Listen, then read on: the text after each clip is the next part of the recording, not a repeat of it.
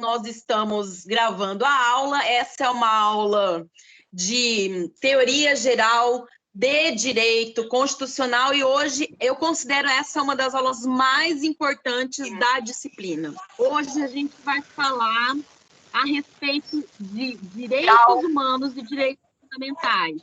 Eu peço que você desligue, tá, o seu microfone aí, que você feche o seu microfone. Renato, está dando interferência aqui, Renato.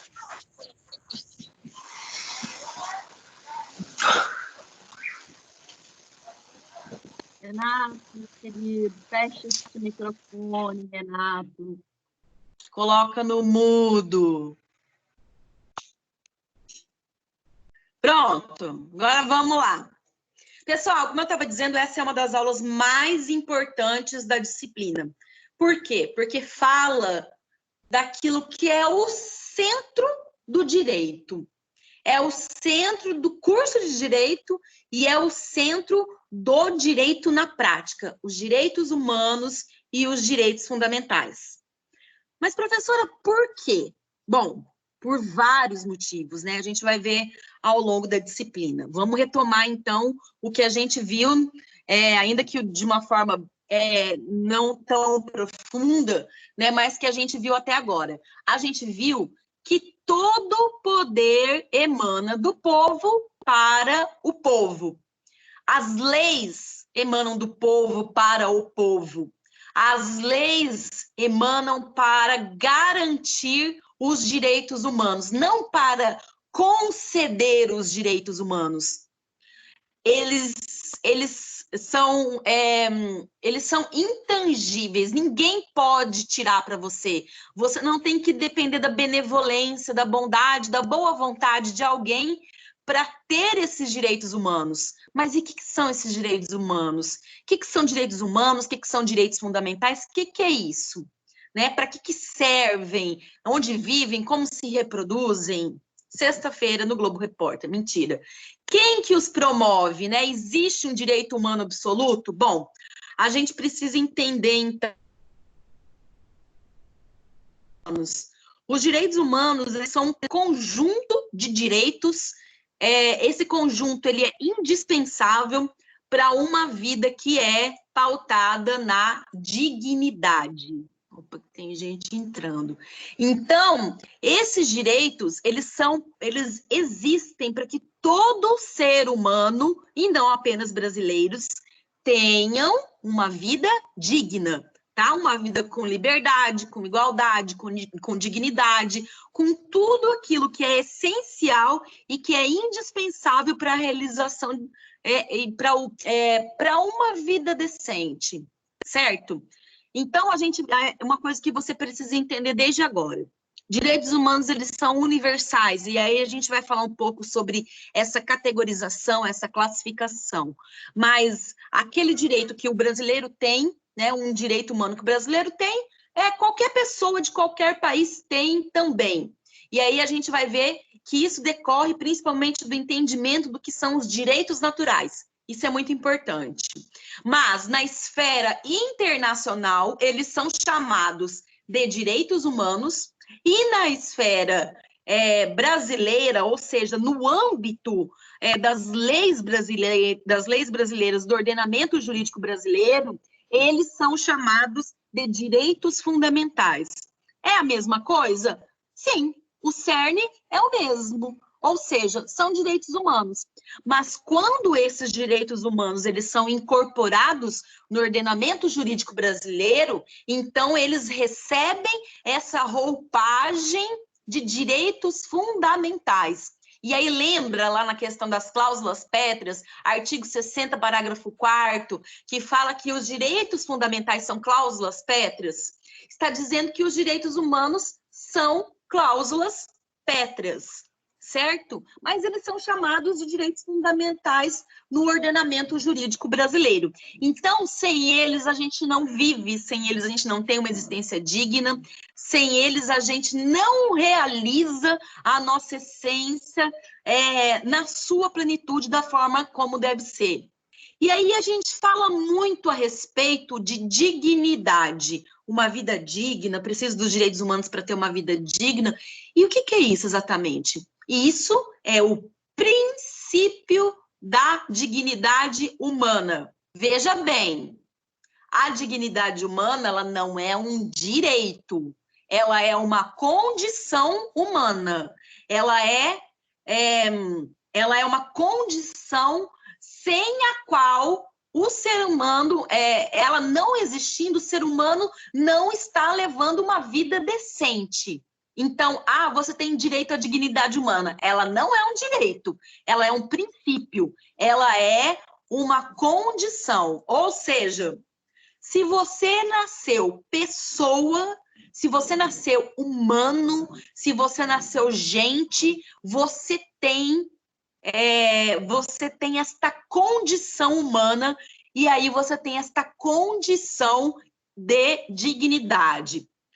E se eu tivesse nascido bicho, animal, ainda assim, desculpa, você sabia que ainda assim você teria direitos, ainda assim você teria a dignidade? Você sabia que os direitos humanos, inclusive, protegem os animais? Mas essa é uma discussão bem legal e não é muito antiga, essa é uma discussão até bastante atual, né? Os direitos humanos, eles podem promover a dignidade dos animais? Podem, e a gente vai ver isso mais para frente, certo?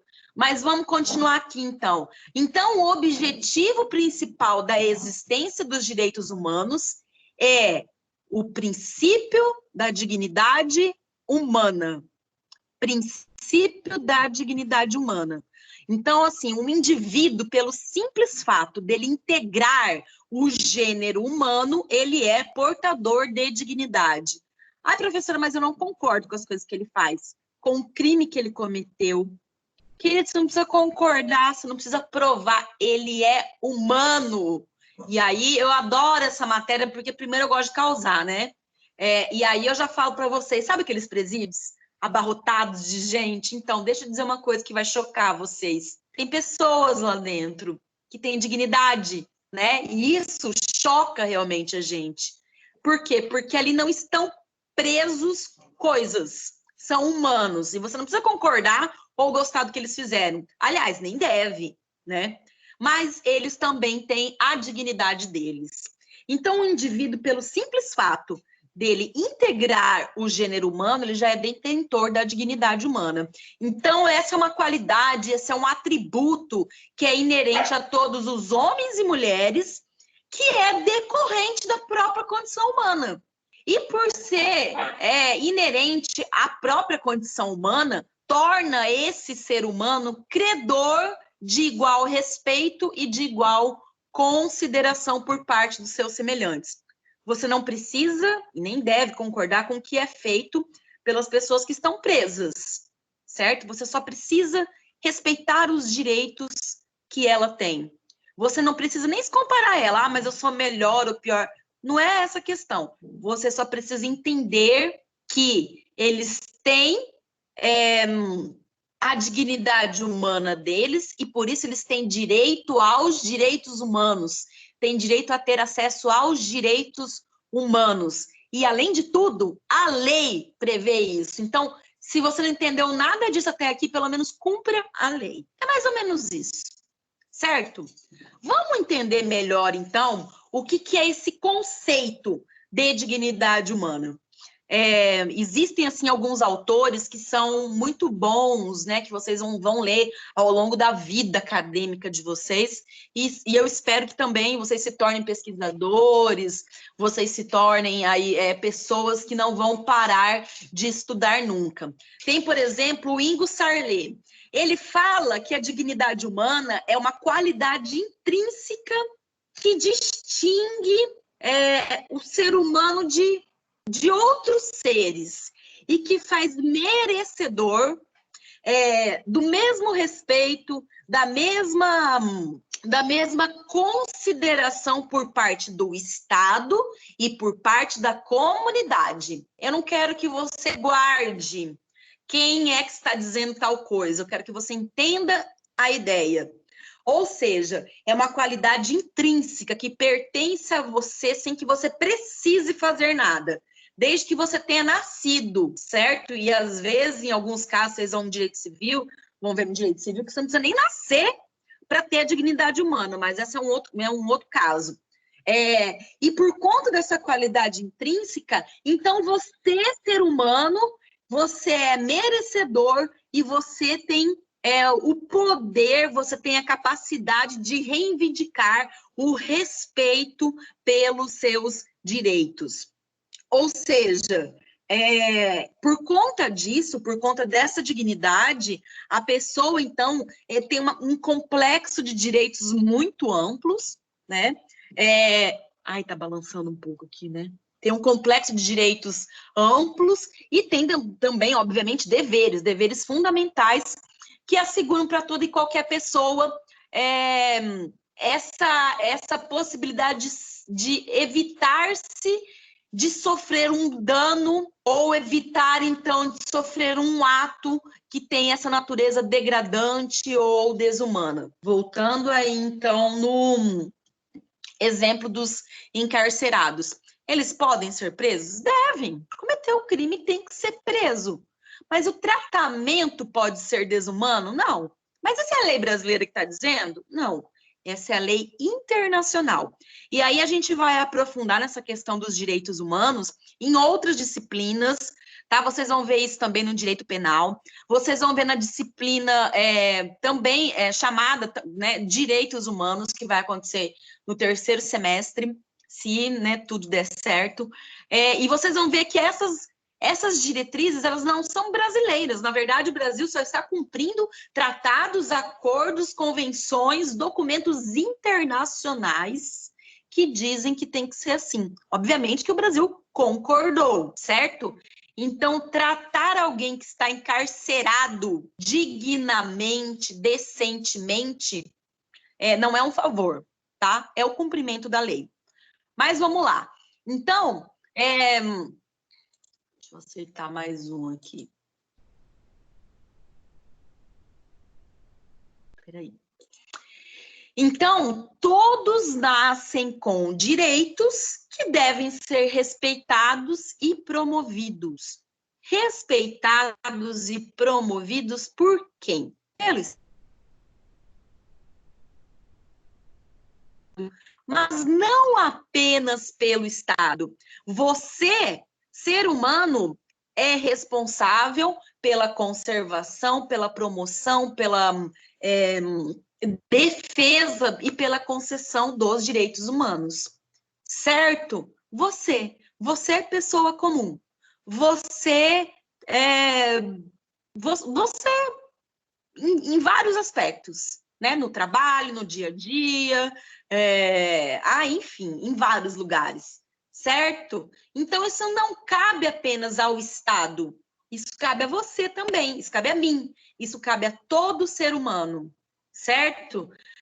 Por isso que também, por conta disso, que a gente tem a obrigação moral, além de legal, de receber, por exemplo, os migrantes que vêm de outros países para cá, né, os refugiados.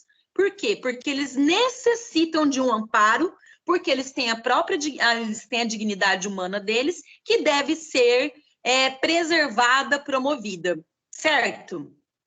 E aí a gente tem o nosso ministro, né, Luiz Roberto Barroso, que fala que a dignidade humana representa a superação da intolerância, da discriminação, da exclusão social, da violência, da incapacidade de aceitar o outro. Ou seja, a dignidade humana é você superar o que você pensa a respeito do outro, o que você gosta, o que você não gosta, na conduta do outro. É você superar essa vontade que a gente tem muitas vezes de discriminar, de excluir, de promover a violência, essa incapacidade de aceitar o diferente, de aceitar o outro, que muitas vezes faz parte de uma construção social, certo?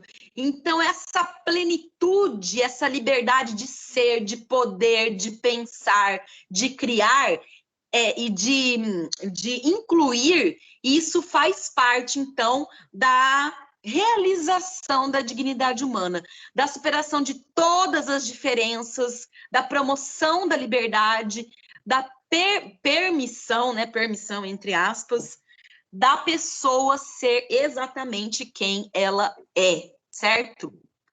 Como por exemplo, eu não concordo não aprovo a homossexualidade. A minha religião não aprova isso.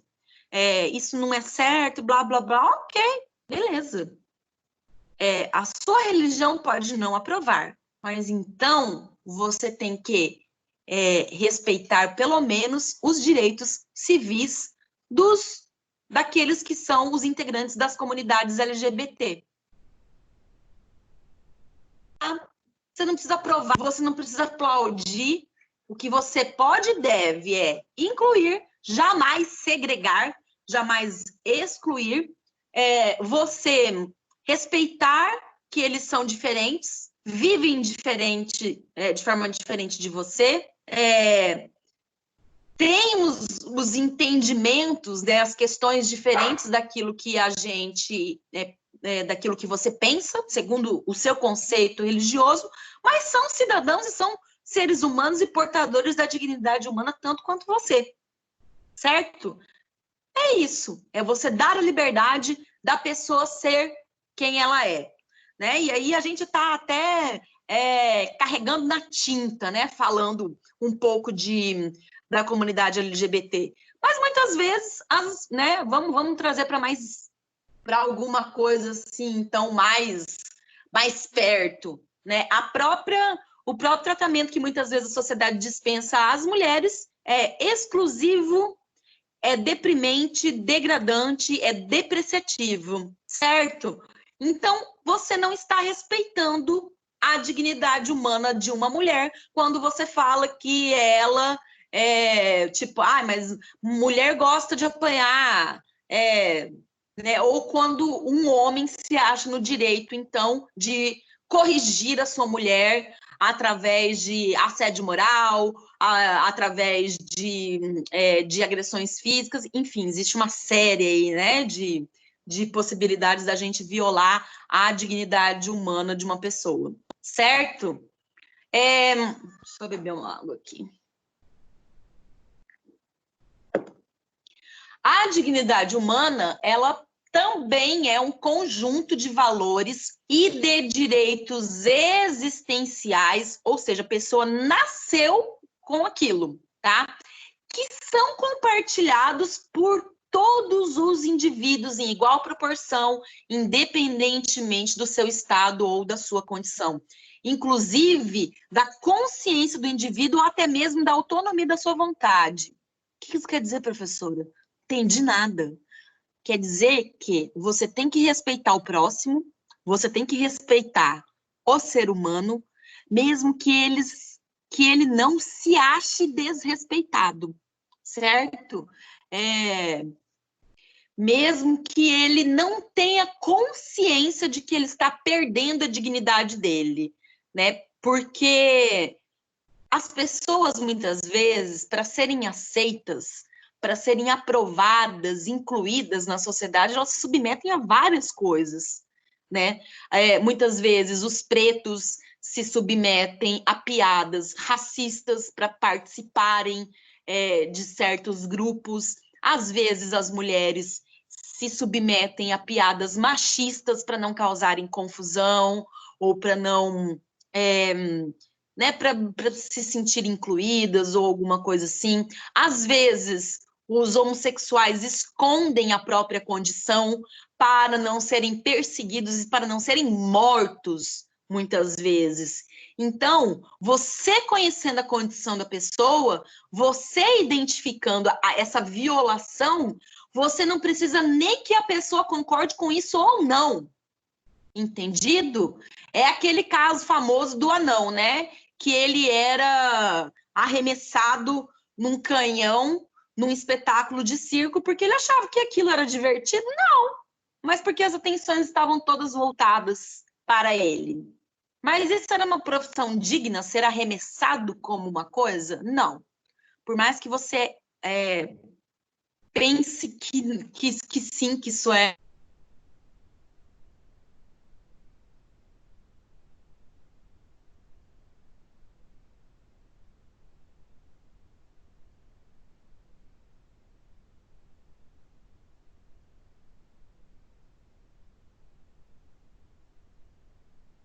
Ah, internet, que bênção, né, minha gente? Alguma pergunta até aqui, pessoal? Tranquilo? E aí, falando, então, a respeito ainda dessa questão da gente promover a dignidade, né? Ainda que a pessoa não se sinta desrespeitada ou alguma coisa assim. E aí eu faço sempre essa pergunta quando eu ensino isso. As pessoas se sentem confortáveis em fazer uma piada machista perto de você? Elas se sentem confortáveis em fazer piada ou comentários sobre pretos e índios ou qualquer outra raça? Elas se sentem confortáveis perto de você, se elas fizerem algum comentário homofóbico? Como é que as pessoas se comportam nessa questão perto de você? Que você pode não ofender diretamente ninguém, com nenhum ato ativo ou reativo.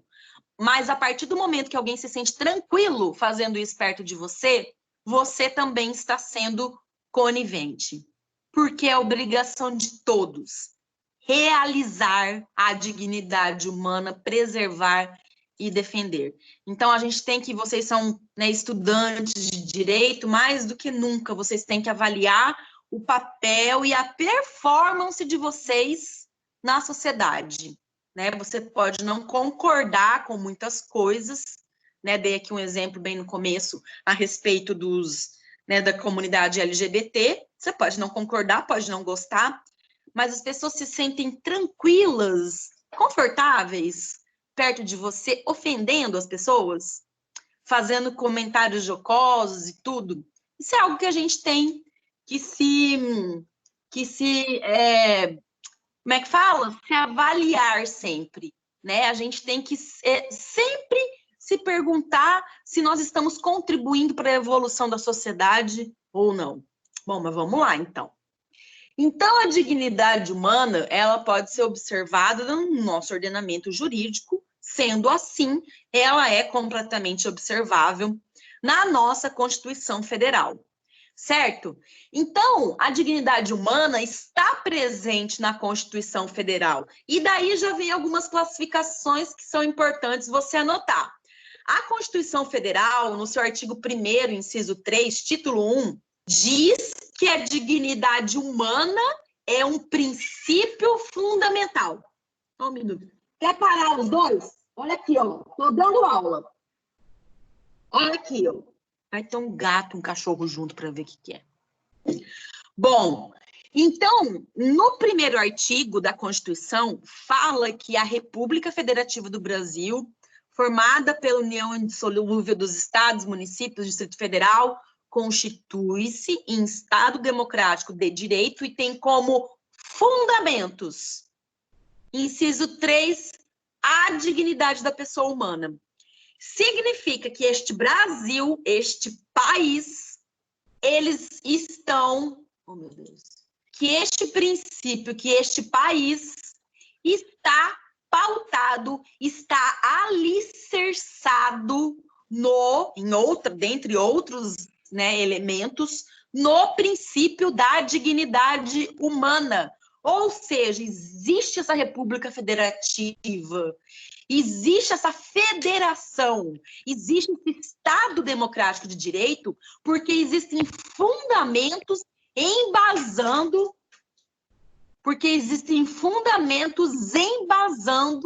tudo isso. Entre eles, a dignidade da pessoa humana, da pessoa humana. Ou seja, a dignidade da pessoa humana é também fundamento da República. Oh, meu Pai do céu, criatura do Senhor. Tá? Ou seja, é também um fundamento da República. Então, a dignidade humana, ela é a base, o alicerce. Vai, meu filho, vai para lá. É a base, a alicerce da República e do Estado democrático de direito. Sem a dignidade humana, esse país nem deveria existir. Ou seja, se a dignidade humana em algum ponto de alguma pessoa está sendo fraudada, está sendo violentada, todo este país está sofrendo na sua base. Entendido isso?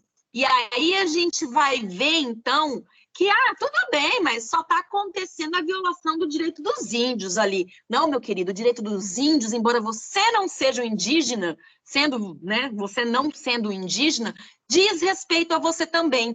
Porque se a dignidade humana da comunidade indígena está sendo violada, todo o país está sendo violado na sua dignidade. A gente vai entender que os direitos humanos, eles estão interligados. É como se fosse assim, uma correntinha. Como se fosse uma corrente, não dá para ver, mas uma corrente com vários elos. Se um deles se rompe, a corrente já não existe. Existe um fio, mas não existe a corrente. Então, já os direitos humanos já não estão sendo realizados, a República não está cumprindo a sua função, o Estado democrático de direito também não está cumprindo, certo? Então, primeiro de tudo, a dignidade humana ela é um fundamento da República, certo? E aí, se eu perguntar na prova, explique.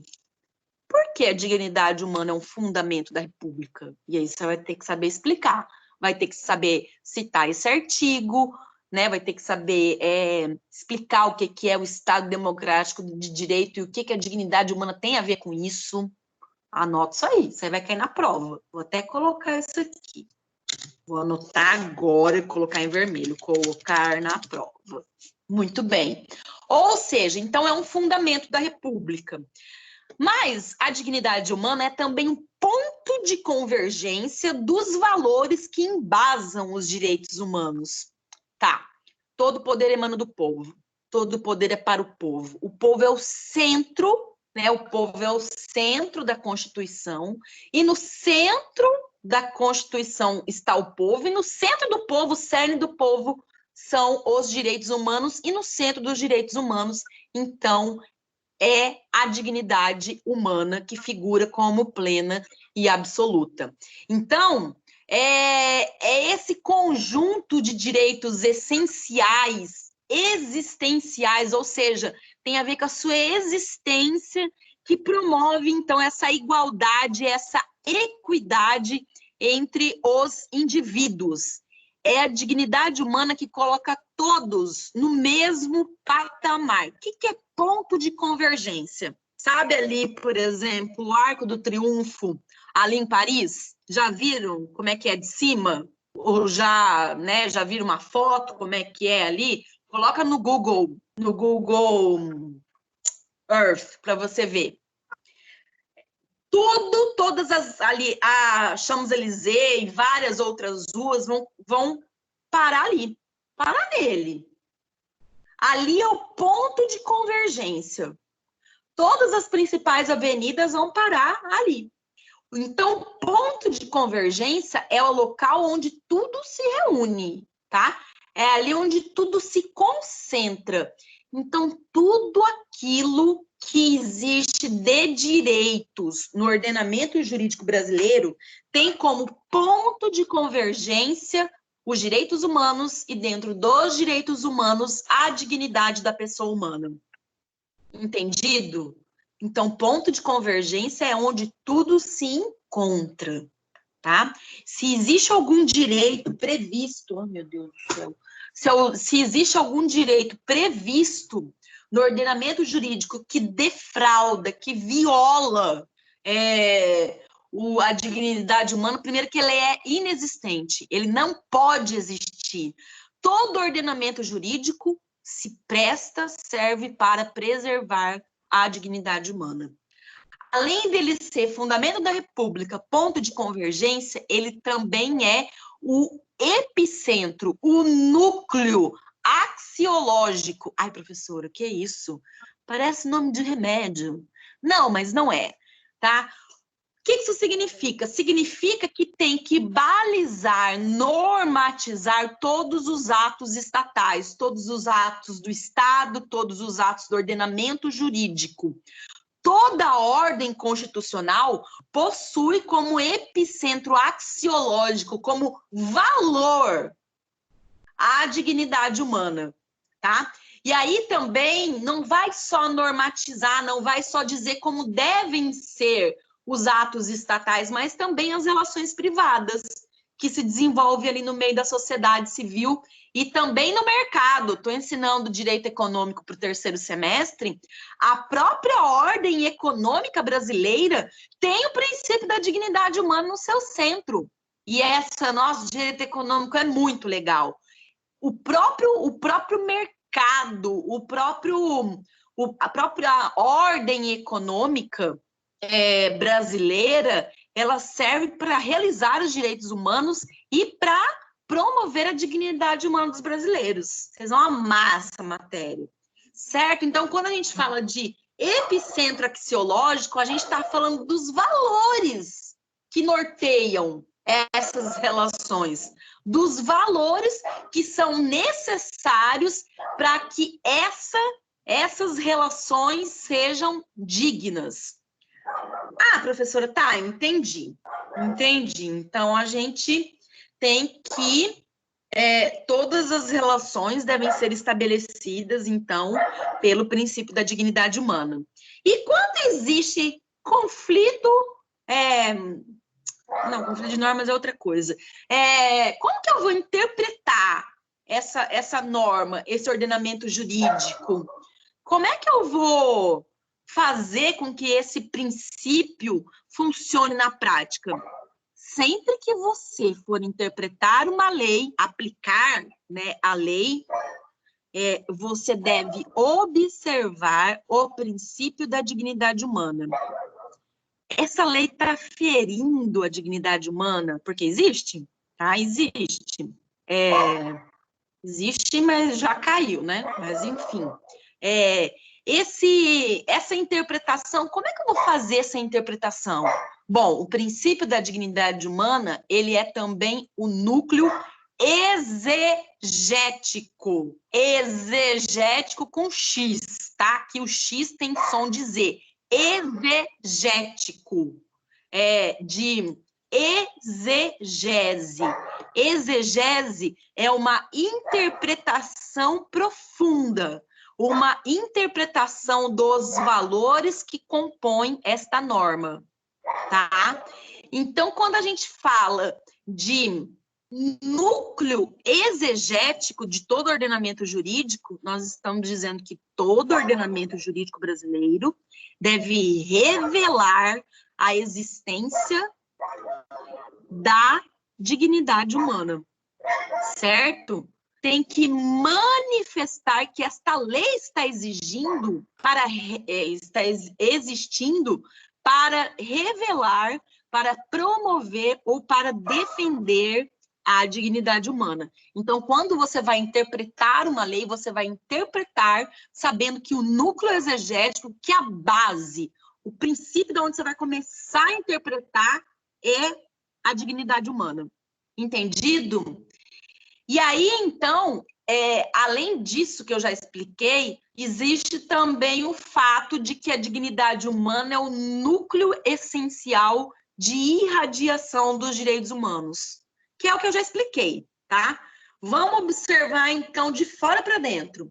Existem lá as leis ordinárias, aí existem as leis federais, né? Aí existe as leis federais, aí existe a Constituição. No meio da Constituição está o povo, que é dotado de direitos humanos, e no meio desses direitos humanos, como se fosse o coraçãozinho, está a dignidade humana, certo? O Estado, todo a estrutura do Estado, todas as nossas relações, elas existem para os seres humanos. E os seres humanos são dotados de dignidade humana, certo?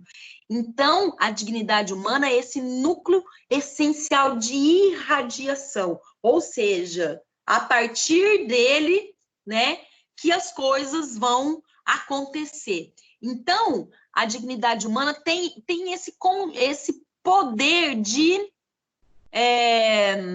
balizar toda a estrutura de uma sociedade.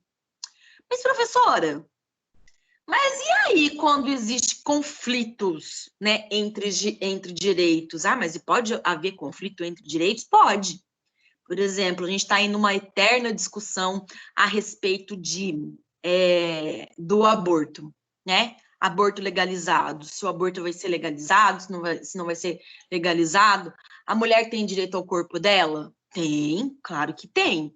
A mulher tem direito ao corpo dela, dispor do corpo dela da forma como ela bem entender, certo? Certo.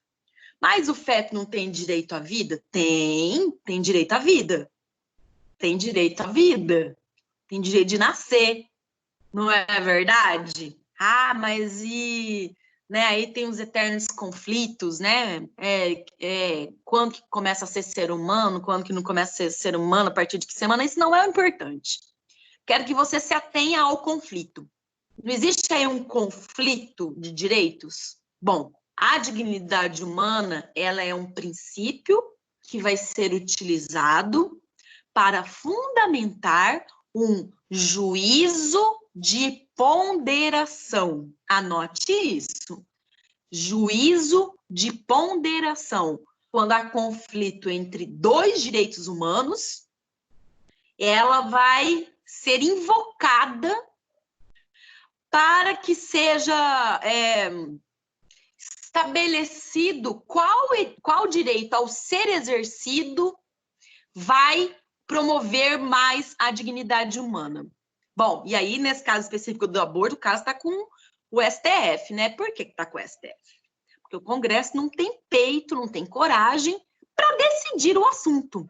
Ah, mas e com isso vai aumentar muito os abortos no país? Gente, a verdade é que existe muito aborto no país, só que eles são clandestinos. E aí as mulheres estão morrendo por conta disso. Eu sei que vai ter muita gente que vai falar, mas ninguém mandou engravidar, mas não sei o quê. Tá, isso aí tudo a gente vai discutir pessoalmente, né? Não vamos fazer isso por vídeo, não. Mas aí não existe coragem, né, do Congresso fazer uma lei, né, para decidir de vez essa questão. E qual que é o problema disso? Bom, o problema é que daí está abrindo uma brecha para que o STF possa legislar, o que não é a função dele, o que não é a prerrogativa dele. Tá bom, vou dar um exemplo mais simples. Quando você tem lá o seu Facebook, seu Instagram, né? E aí você tá lá, é seu, você fala o que você quiser, você emite lá uma opinião, né? Você emite uma opinião. Ou vamos pegar então aí, vamos pegar aí então as manifestações, né, que existem na rua. Vamos ficar só com as redes sociais, né? Não vou criar polêmica hoje, não. Você tá lá com o seu Facebook e você não gosta, por exemplo, de preto. Aí tá lá, no Dia da Consciência Negra. Pra que um dia desses? Preto não é gente, preto é fedido, preto não é igual a branco, preto não sei o que, não sei o que. Aí você fala as barbaridades que vem na sua cabeça, usando sua criatividade ampla e vasta. Você está exercendo o seu direito de liberdade de expressão, mas você está ferindo o direito à dignidade humana dos negros, dos pretos, como preferir. Aprendi com o Babu do BBB, que é preto, que fala, que não é negro. Então, vou falar preto. Você está fazendo promovendo um discurso de exclusão racial, um discurso de ódio. Isso está confrontando o seu direito de expressão? Está. Mas o que deve prevalecer? O seu direito, entre aspas, de você falar desculpa a palavra, a merda que você quiser, inclusive desrespeitando outras pessoas, ou o direito que as outras pessoas têm de serem respeitadas, né? Inclusive pela sua cor. É óbvio que deve prevalecer aqui o respeito às pessoas. Então, seu direito de expressão, ele fica mitigado por conta do direito de identidade, do direito racial, do direito de igualdade, do respeito que é devido às pessoas pretas. Então, quando há um conflito, né, deve haver esse juízo de ponderação para que prevaleça, então, aquilo que é o que mais realiza a dignidade humana. Entendido? Pessoal, quero saber se existem dúvidas até aqui, ou perguntas, comentários. Nenhuma, a senhora explica muito bem. Edilson, muito obrigada, Edilson. Nenhuma pergunta, pessoal, nenhuma dúvida. Na verdade, assim, isso aqui é matéria para a gente debater muito, né? Mas a gente não vai conseguir fazer isso agora, mas também não vai faltar oportunidade. Acredite em mim. Ninguém tem nada para falar, nada para comentar, então podemos prosseguir? Tudo bem? Bom, então vamos lá. Quando a gente fala, então, superada esta fase, né, de compreensão a respeito do princípio da dignidade humana, a gente precisa refletir um pouco a respeito das origens dos direitos humanos, né? Vocês aprenderam um pouco e ainda estão aprendendo lá em fundamentos históricos do direito, né? Que as civilizações tinham seu próprio ordenamento jurídico, não exatamente positivado, escrito, mas eles tinham as suas regras estabelecidas. Então, as civilizações, elas buscaram, né, quebrar essas amarras, né, da opressão, da desigualdade, em vários momentos, de várias formas, né, através de movimentos intelectuais, de movimentos revolucionários, sempre em busca da dignidade da pessoa humana, nem sempre entendendo que era isso que eles estavam fazendo, né? Mas com aquele ímpeto, com aquela noção de que a pessoa em si era o bem mais valioso que a humanidade, mais valioso da humanidade.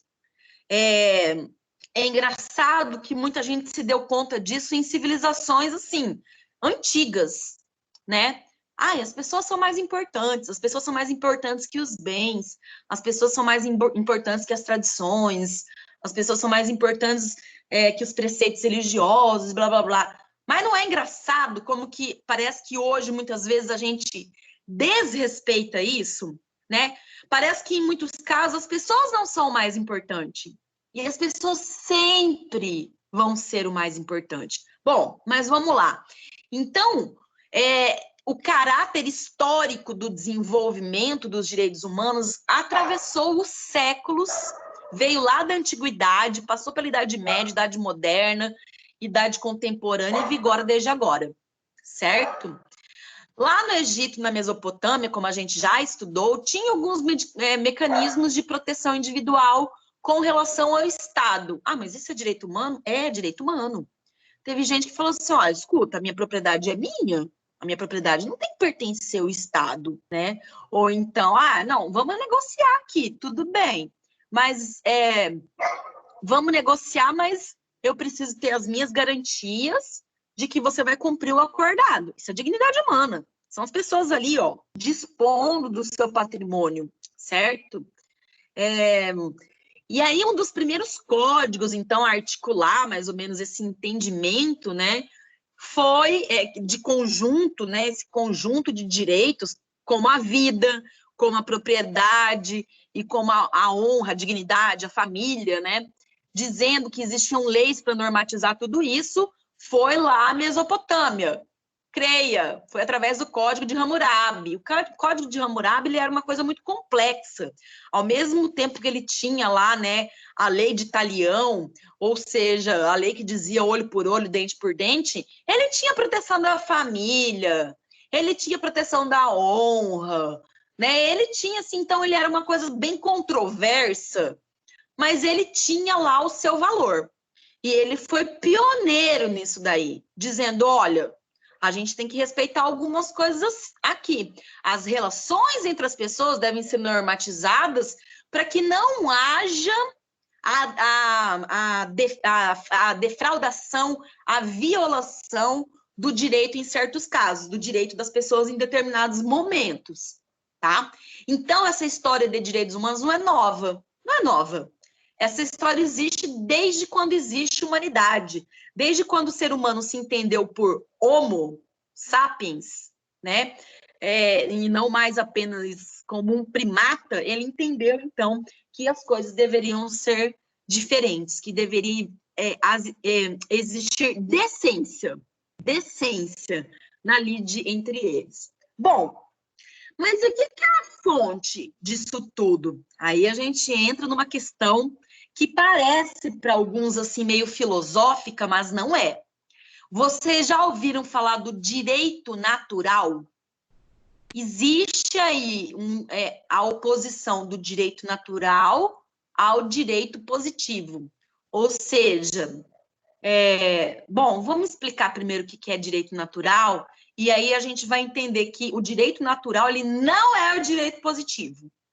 O direito positivo é aquele que está escrito, é aquele que fala, vamos escrever isso aqui, porque essa norma que a gente estabeleceu aqui de contrato é legal, é bacana, serve, funciona. Então vamos escrever? Beleza, virou lá uma lei de direito comercial, isso é o direito positivo. Mas a doutrina do direito do homem ou do direito natural surge lá na antiguidade, né, com essa força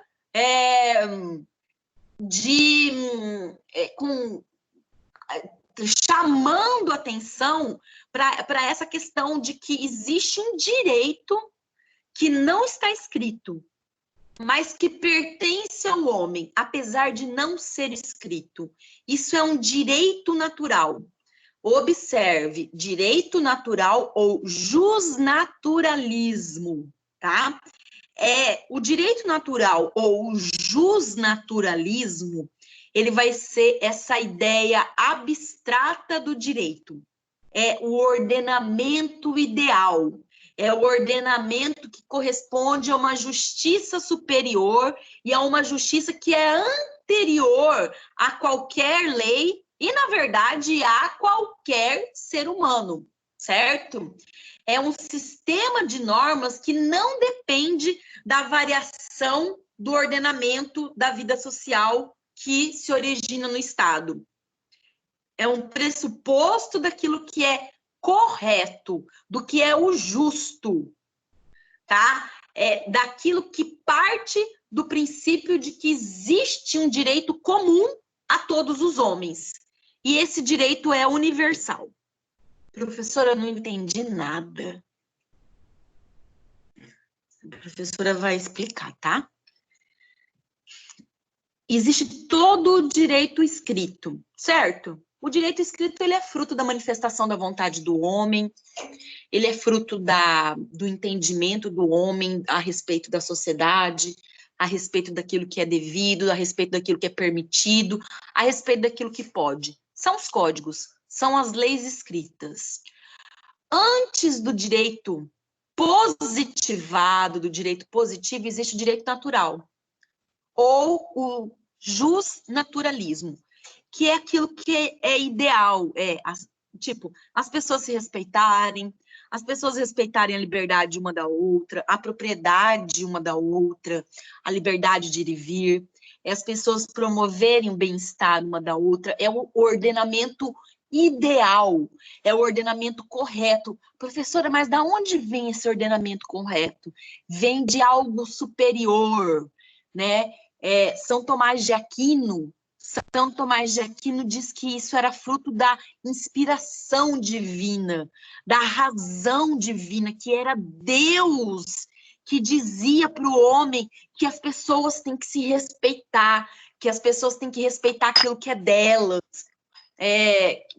que as pessoas têm que ter liberdade, que não é certo escravizar, que não é certo explorar. Então, Santo Tomás de Aquino dizia que isso era fruto da razão divina, mas que isso era transmitido, que isso era perceptível ao homem. Sabe quando não existe uma lei, mas você sabe que aquilo não é certo? Ou então, sabe quando não existe uma lei, mas você sabe que você tem que fazer aquilo, porque aquilo é o correto a fazer? Esse é o direito natural. Sabe quando você... Alguém quer falar alguma coisa? Alguém chamou? Não, né? Sabe quando você está...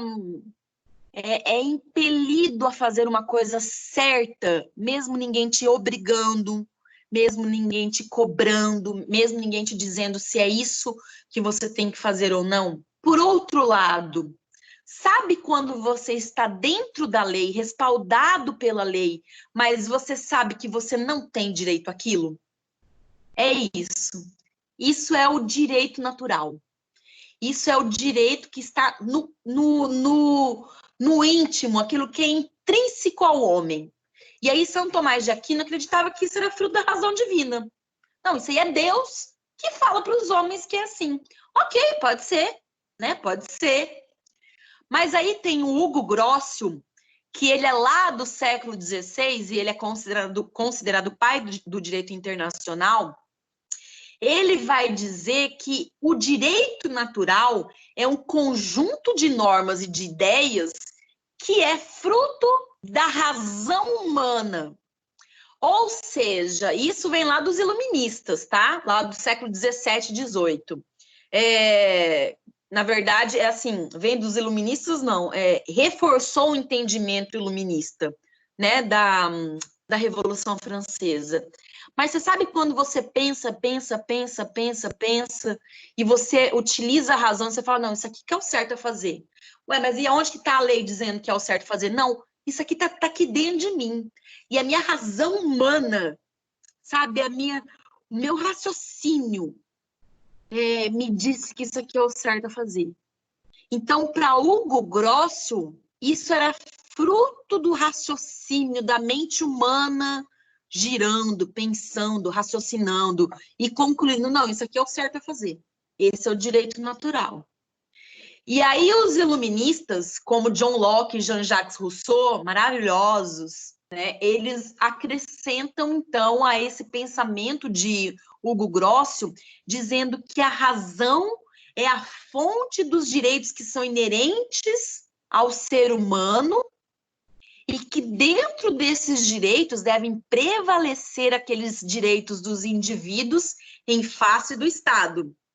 Devem prevalecer os direitos do indivíduo em face ao Estado. Como assim? Por exemplo, eu sou dono de terras aqui, lá no século XVII e XVIII, lá na França, e aí vem o rei e a Igreja Católica dizendo que aquelas terras não são mais minhas, que aquelas terras pertencem a eles. Isso é certo? Não, não é certo. Tem uma lei que diz isso? Até pode ter uma lei arbitrária, obviamente, mas isso não é certo. E por que os iluministas pensam isso? Bom, porque a Revolução Francesa, né, o iluminismo, começou com essa rebelião, né, da classe burguesa, do pessoal que tinha terra, em face do Estado, em face dos reis e em face da igreja. Então, é mais do que óbvio que eles dizem, não, um direito que existe antes de qualquer lei é esse direito que diz que nós temos que ter liberdade e que nós temos que dispor das nossas propriedades da forma como nós bem entendemos. E, além disso, temos liberdade de expressão, liberdade de voto. Então, é natural que os próprios iluministas digam que um direito natural respalda esses pleitos deles em face ao Estado. Entendido? Porque tudo começou por aí. Então, o que eles dizem? Eles dizem que o direito natural, né, todos esses pensadores, eles dizem que o direito natural existe muito antes de qualquer lei. Ah, mas tem uma lei dizendo isso daí, né, normatizando, doutrinando. Ele fala, não, mas o direito natural existe antes. E aí você fala assim, ah, professora, ninguém vai usar, ninguém vai invocar direito natural para resolver nenhum conflito hoje em dia. Pasme você. Pasme não. Na verdade, o direito natural é super invocado pelo STF para pacificar teses e conflitos de várias ordens, inclusive a greve dos servidores públicos foi pacificada pelo STF porque eles diziam que, independente da lei, né, o servidor pode ter tem que ter direito a se rebelar, tem que ter direito à greve, não sei o que, isso é um direito natural. E aí tem, óbvio, né? Claro, tem todo o desdobramento depois da greve dos servidores públicos, da greve dos membros da segurança pública, mas isso não vem ao caso. Mas o direito natural é extremamente invocado para resolver, para pacificar teses e resolver demandas e resolver conflitos. Só aqui no Brasil, só no STF, no mundo, o direito natural vive. Ou seja, então, a partir dos séculos XVII, do século XVIII, esse direito que antecede a todas as leis, ele passou a ser utilizado para as pessoas reivindicarem os seus direitos individuais perante o Estado. E é dentro dessa concepção, então, que essa doutrina dos direitos naturais ganhou cada vez mais força. Olha, existe, independente do que...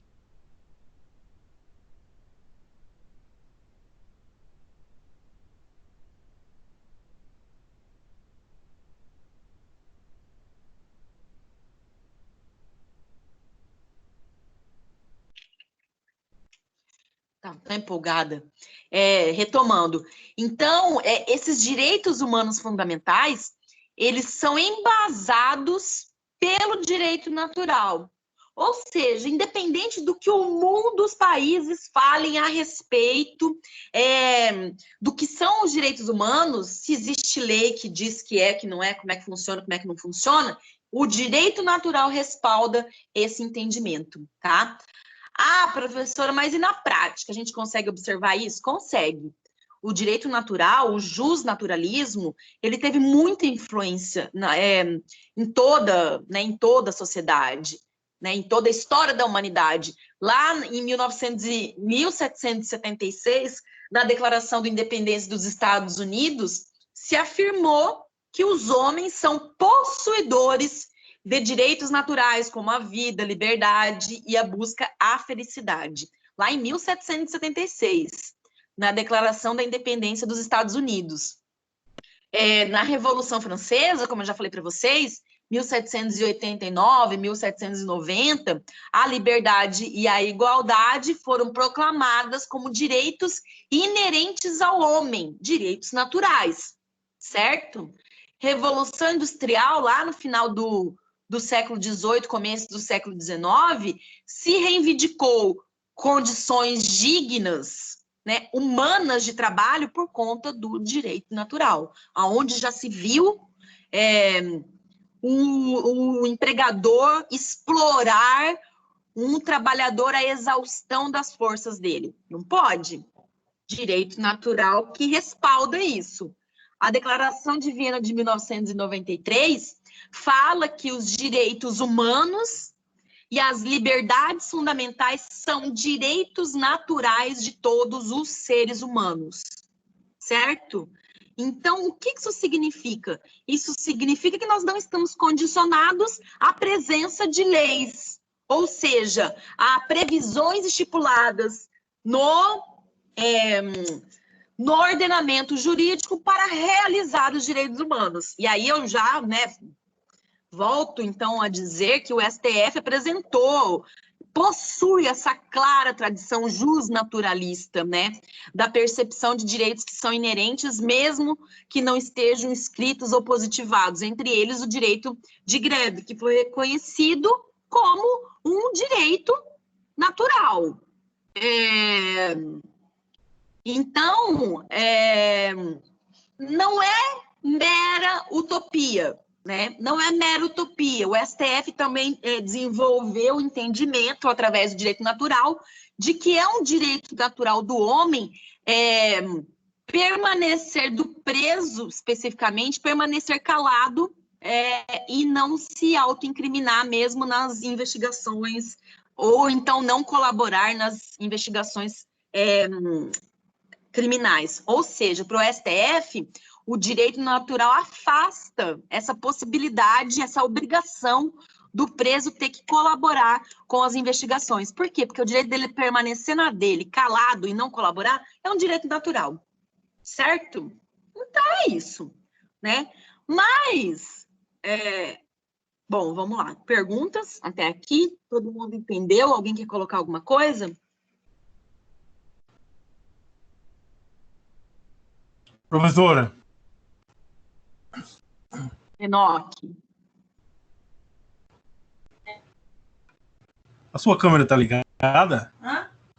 Super. Tá. Ô, Edilson, Tá, desliga a sua aí, então, velho.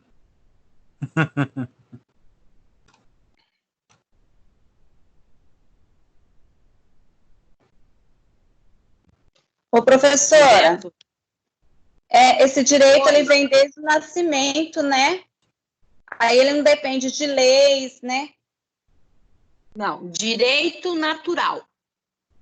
Vem desde antes do nascimento. Se a gente disser... Quem está falando? A Neuza?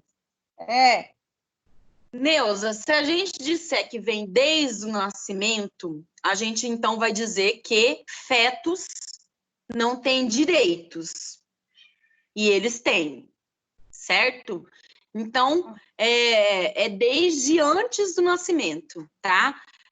Todo ser humano, um feto é um ser humano, todo ser humano é um ser humano na condição de gênero humano, é isso, tá?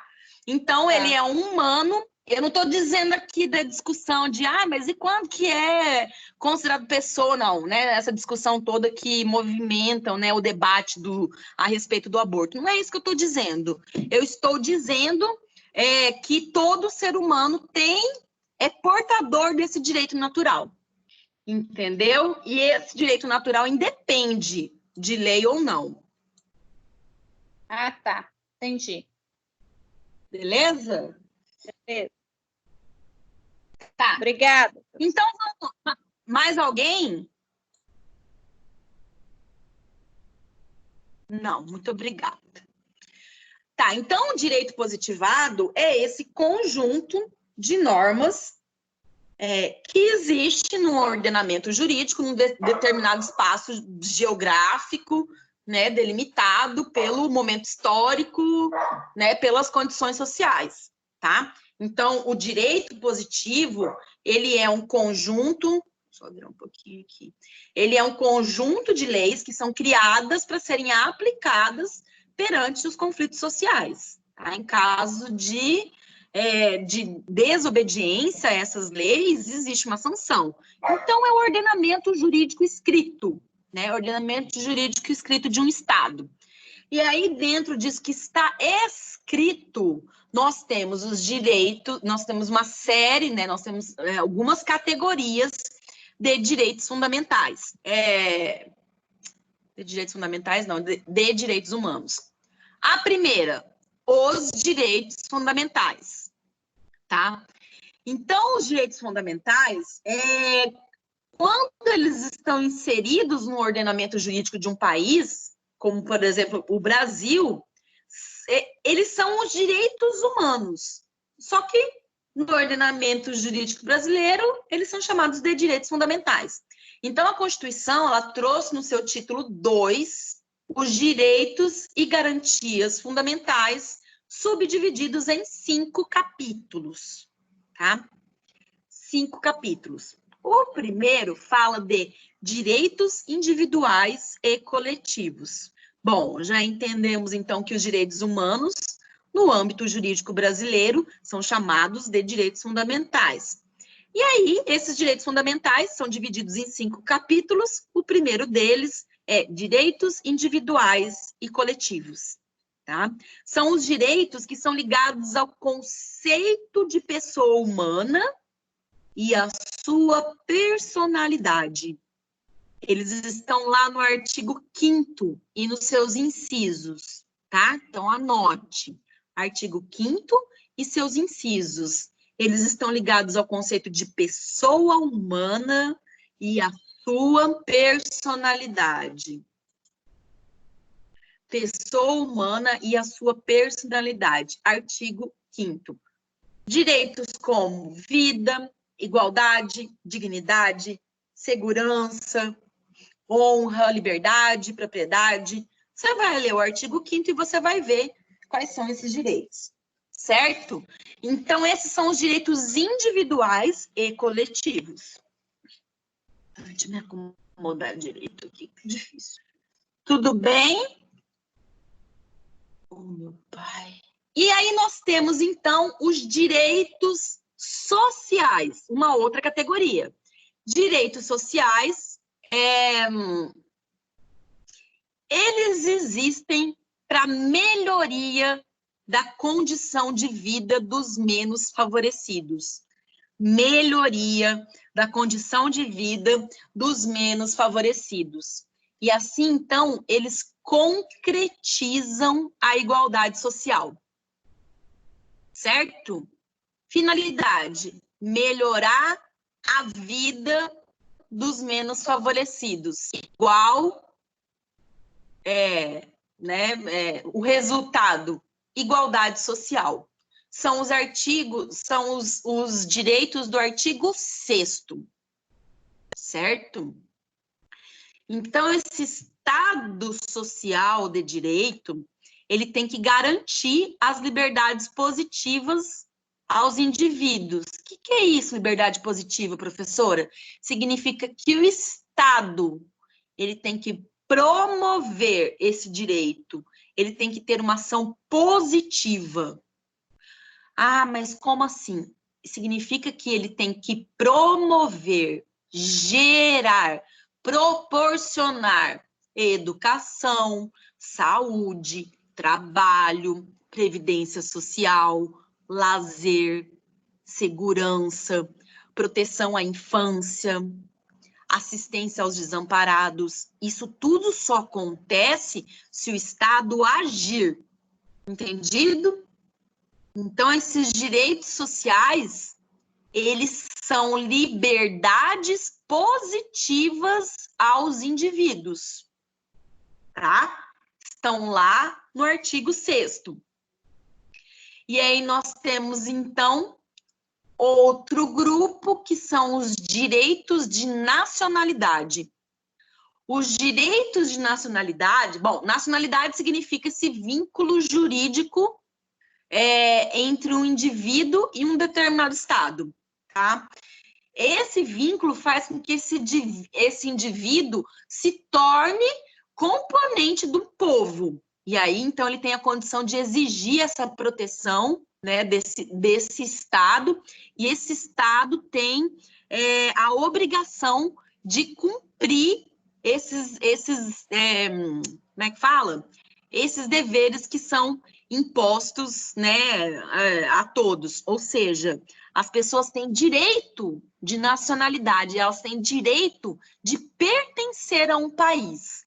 E isso não é pouco, porque se ela pertence a um país, ela se torna, né, um membro do povo, e ela está sujeito aos deveres que que todas as pessoas que pertencem a esse povo têm a obrigação de cumprir, mas ela também é sujeita de direitos. Tudo isso decorre desse direito de nacionalidade, certo? Temos, então, um quarto grupo, que são os direitos políticos. Esses direitos políticos, a gente já falou sobre eles, né? Eles permitem, então, que o indivíduo exerça sua cidadania e participe, então, da vida política, dos negócios políticos. Esse artigo, então, esses direitos, eles estão mencionados, elencados no artigo 14 da Constituição. O quinto grupo são os direitos relacionados à existência, à organização e à participação em partidos políticos. Existência, organização e participação em partidos políticos. Está lá no artigo 17, tá? Então, esses direitos, eles garantem a autonomia e a liberdade dos partidos políticos, com o entendimento de que esses partidos políticos, eles são necessários,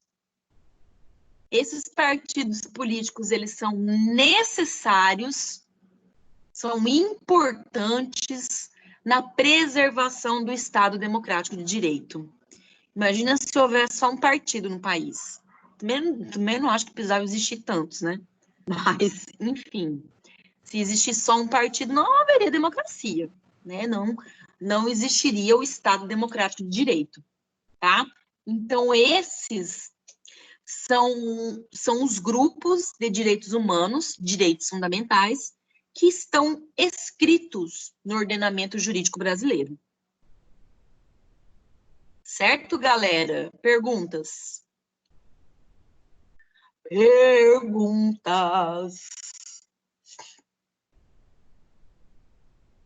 Vocês estão anotando?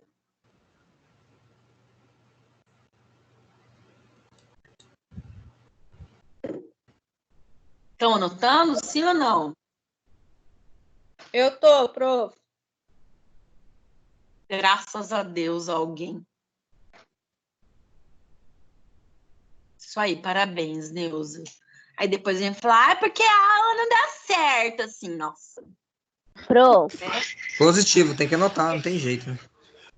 Tem que anotar, muito bem. Vou te falar uma coisa.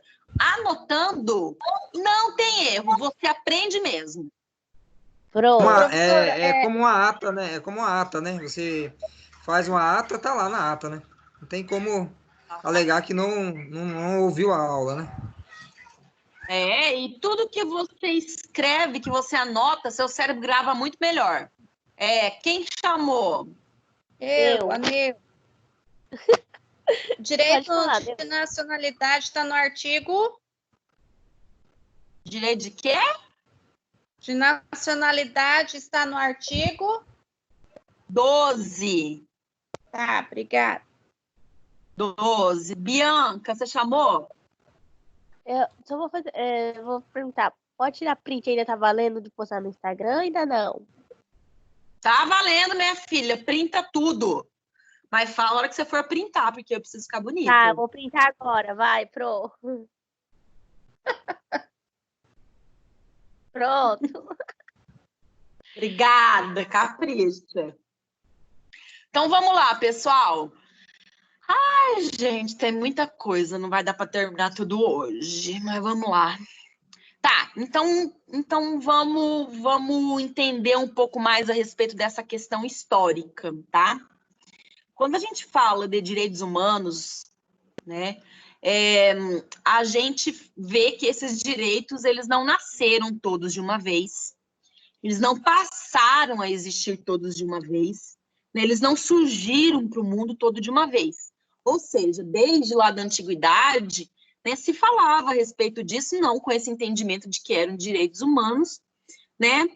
Existem marcos a respeito dos direitos humanos, marcos históricos, temos a Revolução Industrial, temos a Revolução Francesa, temos a própria Declaração Universal dos Direitos Humanos de 1948, quando a ONU, então, reuniu, né, um grupo reuniu alguns países, né, para estabelecer, então, que aquelas barbáries que havia existido na Segunda Guerra Mundial e na Primeira também não aconteceriam mais em nenhuma parte do mundo. Tá.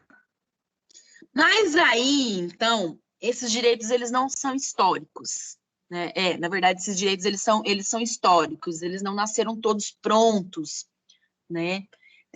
Apesar deles serem também direitos naturais, e na minha opinião, o que é um direito natural não exclui o fato de um direito ser histórico e vice-versa, mas essa era uma discussão que a gente tinha no mestrado. Nossa, problematiza demais.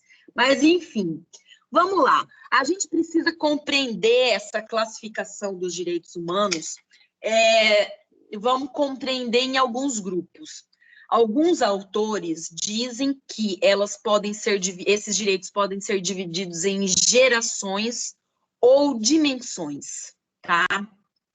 Isso é uma outra discussão também, geração, dimensão, enfim, uma coisa, né, que não tem importância agora. Mas vamos classificá-los, então. A primeira geração de direito fala a respeito de direitos que surgiram lá no século XVIII, quando surgiu o Estado liberal. Esse Estado liberal, ele era uma oposição ao Estado absolutista, que era dominante na Europa. Esse Estado absolutista, vocês estudaram isso na história, na geografia, na escola. Esse Estado absolutista era assim, igreja e monarquia aparelhado, dizendo, bom, aqui quem manda é a gente, não tem conversa, não tem discussão, não tem acordo. Isso é ser absolutista. E aí vem, então, né, esse pessoal dizendo assim, nada disso, nós queremos os nossos direitos. E aí se rebelaram. Tá, ok. Vocês vão estudar essa história mais para frente também. E aí esse pessoal do Estado liberal, eles tratavam especialmente dos chamados direitos negativos. Esses direitos negativos, eles pressupunham um não agir, um não fazer, uma abstenção por parte do Estado em favor da liberdade do indivíduo. Como assim, professora? Ué, como eu falei, essa propriedade é minha. Aí chega o Estado e fala, não, é minha, e leva. Não, senhor, você não pode tirar a propriedade de mim. Você não pode proibir a minha liberdade de expressão. Você não pode me dizer para onde devo ir ou não. Você não pode me punir e me prender injustamente.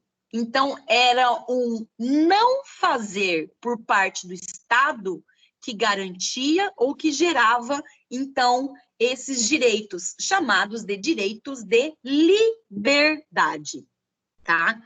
Dentro desses direitos de liberdade estão também os direitos civis, tá? Que são os direitos civis, né? Especialmente esses ligados à propriedade, e os direitos políticos, com ênfase na participação política.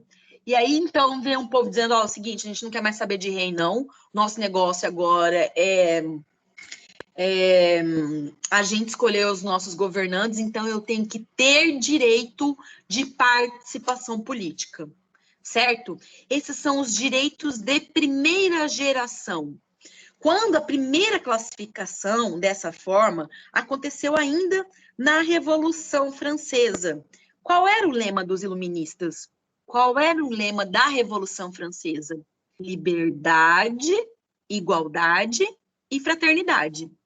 Então, os direitos de primeira geração são os direitos de liberdade, certo? Os direitos de segunda geração são os direitos de igualdade.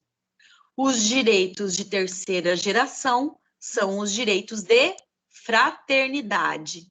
Então, eles seguiram, essa classificação seguiu o entendimento iluminista que tinha esse lema, liberdade, igualdade e fraternidade. E assim, para uma primeira compreensão a respeito do que são os direitos humanos, ela é muito propícia, ela é muito adequada. Então, você sabe que os direitos de primeira geração são os direitos de liberdade. E essa liberdade, ela existe se o Estado deixa de fazer. Então, essa é uma prestação negativa, ok? Temos os direitos de segunda geração. Esses direitos de segunda geração, então, eles tiveram, assim, uma certa expressão a partir da Revolução Francesa, mas não tanto quanto os direitos de liberdade. E aí que começou, então, a briga, né, entre direita e esquerda, né? Quando eles foram fazer lá a assembleia para decidir os rumos da nação lá, alguns ficaram posicionados à direita da assembleia e outros à esquerda. Os que estavam à esquerda, eles pleiteavam direitos sociais, direito como a justiça social, a saúde, a educação, e os que estavam à direita era o pessoal mais abastado, que tinha propriedades, inclusive, e que queria participar da vida pública. Imagina se a pobraiada queria saber de vida pública, votar, não sei o que, ela queria comer, ela queria sobreviver, ela queria ter saúde. E aí começou, então, essa questão de direita e esquerda. Em determinado momento, a Revolução Francesa ficou bem sangrenta, inclusive por conta de Robespierre, que era um líder da esquerda, né, e dos seus seguidores. Quando você puder, leia a respeito da Revolução Francesa, é muito importante, tá? Bom, mas vamos lá. Então, essa segunda geração dos direitos humanos, elas vieram no século XX, lá 1900 e pouco, né, com pressões decorrentes do processo de industrialização. Esse processo de industrialização, ele já era crescente em vários pontos da Europa, e ele teve um impacto assim, de crescimento demográfico muito grande. E como as pessoas saíam muito do campo, então, para ir trabalhar na cidade, nas indústrias, né, nesses setores, o que aconteceu? Aconteceu o surgimento de muitas desigualdades sociais. Imagina todo mundo morando na cidade de repente, né? Como existia saúde, existia sistema de saúde, enfim. Aí, então, surgiu o Estado Social. Lembra que lá nos direitos de primeira geração é o Estado liberal? Aqui nos de segunda geração é o Estado social. No de primeira geração, o Estado ele tinha que se abster para que esses direitos fossem usufruídos. No de segunda geração, esse Estado ele tem que agir, ele tem que promover, ele tem que realizar a justiça social.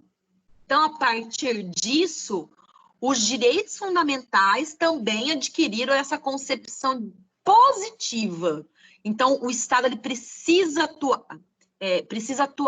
Atuar como? Com políticas públicas, promovendo condições dignas de uma vida que tenha saúde, que tenha educação, que tenha, enfim, que tenham condições dignas, tá? E aí foram consagrados, então, direitos correlatos à igualdade, como os direitos sociais, a educação, a saúde, os próprios direitos culturais, né, os direitos econômicos. Ah, professora, mas por que direito de igualdade? Porque quem tinha saúde, educação, moradia, comida, era só quem participava não apenas da realeza, né, mas dos protegidos da realeza. Então, eles reivindicaram igualdade. Eles têm, mas a gente também precisa ter, porque nós somos iguais. Então, liberdade, direito de primeira geração, igualdade, direito de segunda geração, certo? Que são os nossos direitos sociais que também estão na nossa Constituição, principalmente direitos 5º, 6º e 7º artigos. Mas aí nós temos os direitos de fraternidade. O que é a fraternidade? Que é essa cooperação mútua, um cuidando do outro e todos cuidando de tudo, né? Todos cuidando daquilo que nos é comum. Então, esses são os direitos de terceira geração. Esses direitos, eles foram consagrados também ainda, né, no começo do século XX, e eles têm esse caráter difuso, ou seja, coletivo, tá? Direitos de terceira geração têm caráter coletivo, que é quando o indivíduo deixa de ser considerado como alguém isolado para que a coletividade ganhe espaço. Então, tá ligado à fraternidade, tá ligado à solidariedade. Tem que existir, né, esses direitos, eles devem existir entre os diferentes povos nessa fruição de bens que são considerados indivisíveis e imprescindíveis à existência humana da atual e das futuras gerações. E aí se refere, então, aos direitos de meio ambiente, à proteção do patrimônio histórico e cultural, ao progresso e ao desenvolvimento. E dentro desse progresso e desenvolvimento, por exemplo, estão os direitos do consumidor. São direitos humanos. Então, quem quer essa bobagem de falar isso é contra direitos humanos, não sabe a merda que está falando, né? Mas tudo bem. Direito à proteção ao meio ambiente equilibrado e sadio. Então, ao passo que na primeira geração de direitos, o Estado tinha que se abster de interferir na vida do homem. Na segunda geração, o Estado tinha que promover condições para a vida digna do homem. Na terceira geração, é o homem protegendo e se protegendo do próprio homem. Ora, se eu contribuo para o desequilíbrio ambiental, eu não estou me protegendo e eu não estou protegendo esta geração e as gerações futuras. Relações de consumo. Eu tenho o direito de consumir, você que é o dono de uma empresa tem o direito de me vender. Livre iniciativa, né? Esqueci, tem um outro princípio que eu esqueci. Mas, enfim, nós dois temos esses direitos, mas esses direitos precisam ser regulados para que nenhum dos dois seja prejudicado, muito menos eu, que sou consumidora, que sou a parte mais fraca nessa relação. Então, essas três classificações são as classificações unânimes da doutrina, que são promovidas, geradas a partir da Revolução Francesa com o ideal iluminista. Igualdade, fraternidade, liberdade, igualdade e fraternidade, certo? Mas a gente tem outras classificações, quarta, quinta, sexta geração, só que a partir daqui, então, a doutrina ela não é unânime. Né, existem assim vários entendimentos a respeito que seriam direitos de quarta geração. O Paulo Bonavides, ele vai dizer que direitos de quarta geração são aqueles ligados à democracia, aqueles que são ligados à informação, ao pluralismo jurídico, aquele que depende de uma sociedade que está aberta ao futuro, né, que está ligada à noção de máxima universalidade. Tem alguns que dizem, inclusive, que esses direitos de quarta geração são os direitos de avanço da engenharia genética, como clonagem, por exemplo, né, que são os direitos de bioética, são aquelas ações que podem colocar em risco a própria existência humana, certo? Então, esse direito de quarta geração, por exemplo, está sendo estudado um direito de que todas as pessoas, né, tá para ser considerado um direito humano, muitos já consideram, direito da pessoa ter acesso à internet. Aí você fala, professora, acesso à internet? Gente, hoje, presta atenção, todo mundo faz documento pela internet, todo mundo faz tudo pela internet. Tá aí a quarentena para mostrar isso para a gente. Que se não fosse a internet, a gente não estaria estudando. A gente não concluiria esse semestre no prazo. Então aí, os artistas provando que eles podem fazer shows com engajamento, assim, de bilhões de pessoas pela internet. Então, cada vez mais, a internet, o acesso à internet é necessário. Então, não tem como você dizer que isso não é um direito que tem que ser promovido, que tem que ser pleiteado. Então, esse pode ser um direito de quarta geração, certo? E existe também os direitos de quinta geração, e tem o de sexta geração, mas isso aí é meio repetitivo. Eu só quero colocar isso para vocês entenderem como que os direitos não nascem todos de uma vez. Apesar deles serem naturais, eles são históricos. As circunstâncias do momento, né, daquele período histórico que definem o que é o mais necessário ou não. Deixa eu só falar da quinta geração, daí eu quero dar outros exemplos, né, desses direitos novos.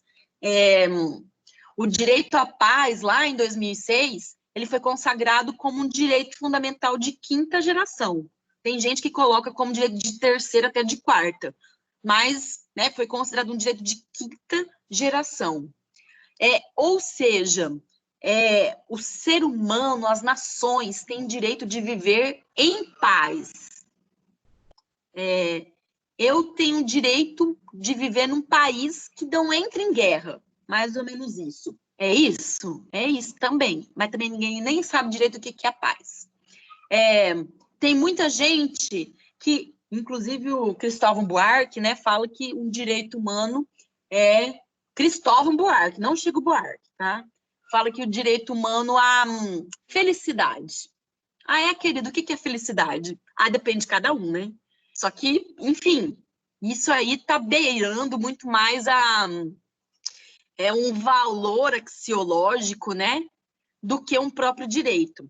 Vamos falar de direitos novos, então, né, de direitos que a gente não imaginava há poucos anos que seriam reivindicados. O direito das pessoas fazerem a transição de sexo, a mudança de sexo no SUS. No SUS. Quem tem dinheiro hoje pode fazer, pode tomar hormônio, e aí muda de sexo. Mas e se a pessoa decide que quer fazer isso através do Sistema Único de Saúde, gratuitamente? Enfim, isso não é nem um direito amplamente reconhecido. Direito a escolher a identidade de gênero. Ué, que absurdo, professora. Então pergunta para a pessoa que se entende mulher, mas que nasceu num corpo de homem. Pergunta se é absurdo para um homem, para uma pessoa que nasceu num corpo de mulher, mas é homem. Né? Isso existe, isso acontece. E eu uma vez participei de um congresso lá em Campo Grande, Congresso Internacional de Direitos Humanos.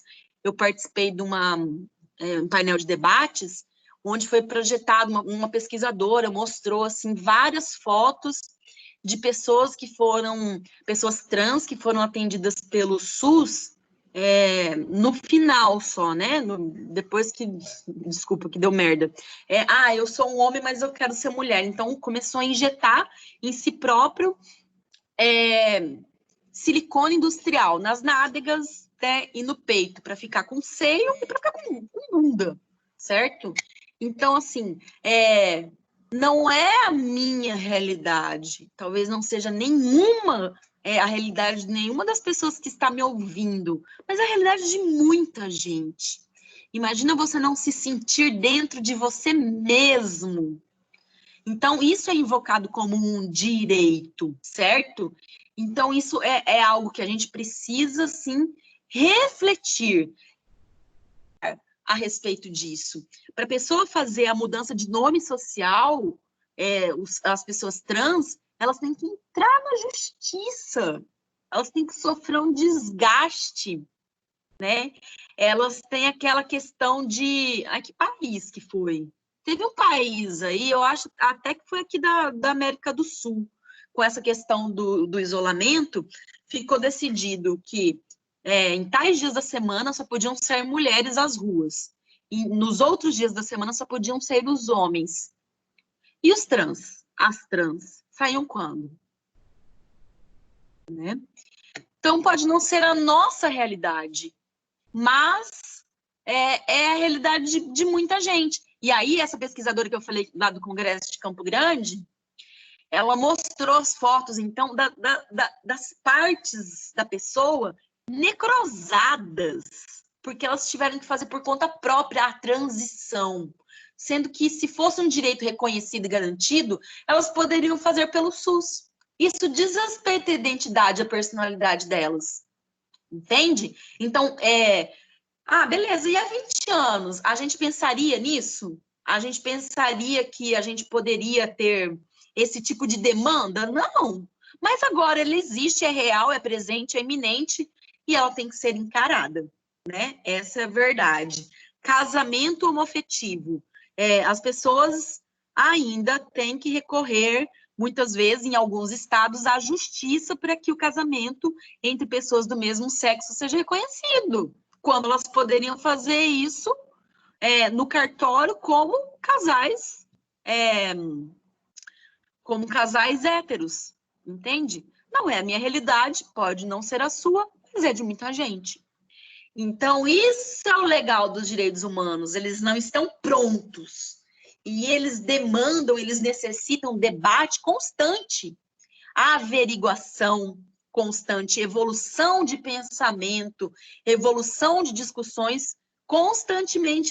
Por quê? Porque eles devem ser, eles pertencem a todos, então eles devem estar disponíveis para todos. Eu vou terminar aqui hoje, mas na semana que vem a gente vai falar um pouco, né, a respeito da historicidade, dessa questão de universalidade, de complementaridade, dessas características, né, que mostram para a gente que essa luta pelos direitos humanos é uma luta de todos, né, que todos têm que pleitear, que todos têm que se engajar, tá? Pessoal, perguntas, dúvidas, questionamentos, vamos lá, o que a gente tem de dúvida?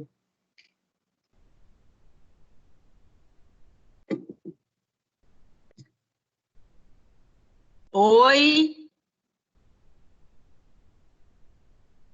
Alguém aí?